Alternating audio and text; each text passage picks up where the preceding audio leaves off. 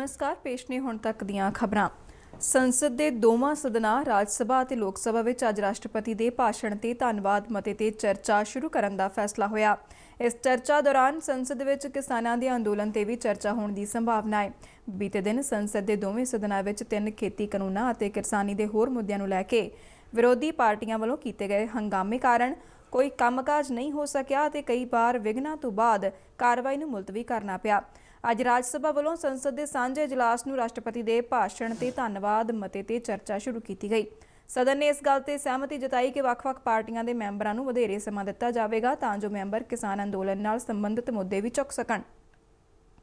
अज सवेरे जदों राज सभा की कार्रवाई शुरू हुई तो संसदीय मामलों बारे मंत्री प्रहलाद जोशी ने कहा कि उन्होंने विरोधी पार्टियां के आगुआं नाल अज दे प्रश्नकाल ਅਤੇ कल दे प्रश्नकाल ते सिफर काल नूं मुलतवी करन ते सहमति हुई है तां जो राष्ट्रपति के भाषण ते धन्नवाद मते ते 15 घंटिਆਂ की चर्चा हो सके। विरोधी धिर के आगू गुलाम नबी आज़ाद ने भी सदन में इस गल ते सहमति प्रगटाउंदिआं कहा कि इस नाल मैंबरां नूं किसानां नाल संबंधित मुद्दिआं लई काफ़ी समां मिल जावेगा।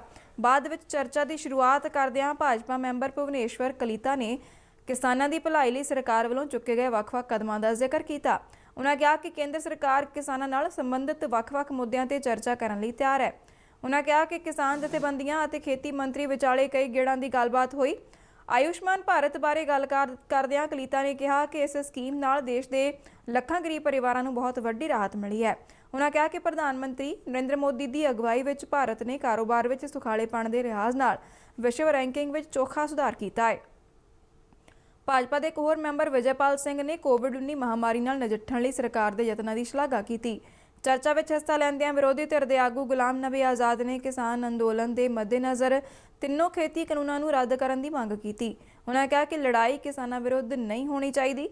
आज़ाद ने कहा कि जे खेती कानून सिलेक्ट कमेटी कोल भेजे जाते तो ज़्यादा चंगा हुंदा। उन्होंने 26 जनवरी को किसानों वालों किए गए प्रदर्शनों दौरान लाल किले ते हुई हिंसा की स्पष्ट तौर पर निंदा की। उन्होंने इस हिंसा लिए जिम्मेवार लोगों विरुद्ध सख्त सज़ा की मंग भी की। गुलाम नबी आज़ाद ने कहा कि बेकसूर और मीडिया कर्मियों को झूठे केसां विच नहीं फसाया जाना चाहिए। उन्होंने कांग्रेसी MP शशि थरूर और कुछ मीडिया कर्मियों विरुद्ध देशद्रोह के मामले दर्ज करने लई सरकार की आलोचना की।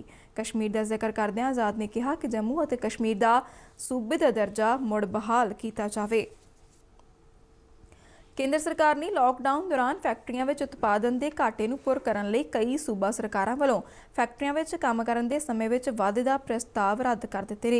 अज राज सभा में एक लिखती जवाब में किरत मंत्री संतोष गंगवार ने कहा कि उन्होंने मंत्रालय नूं ਵੱਖ-ਵੱਖ सूबिਆਂ की तरफों फैक्ट्रीज़ एक्ट 1948 के ਵੱਖ-ਵੱਖ मौजूदा प्रबंधों में सोधां बारे ड्राफ्ट ऑर्डीनेंस और बिल प्राप्त होए सन, पर मंत्रालय ने इन्हां प्रस्तावां नूं रद्द कर दिता।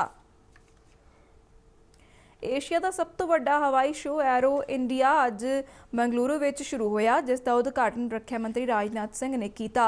कर्नाटक के मुख्यमंत्री BS येदियुरप्पा, केंद्रीय मंत्री DV सदानंद गौड़ा, तीनों रक्षा सेवावां के मुखी और रक्षा उत्पादन विभाग के सीनियर अधिकारी इस मौके पर मौजूद सन।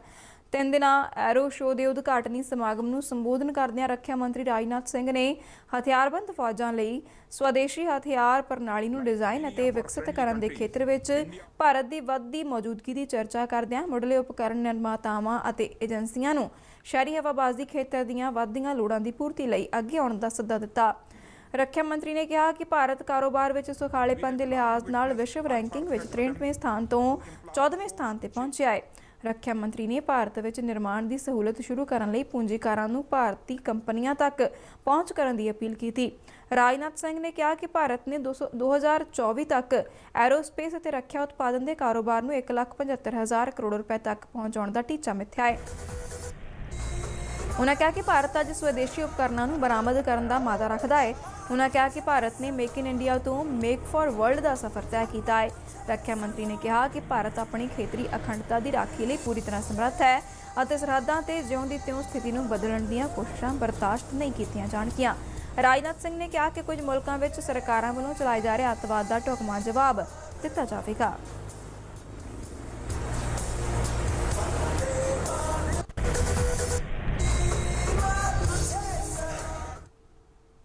तो इस दे नाल ही खबरां दा बुलेटिन खत्म हुंदा है। आग्या दिओ, धन्नवाद।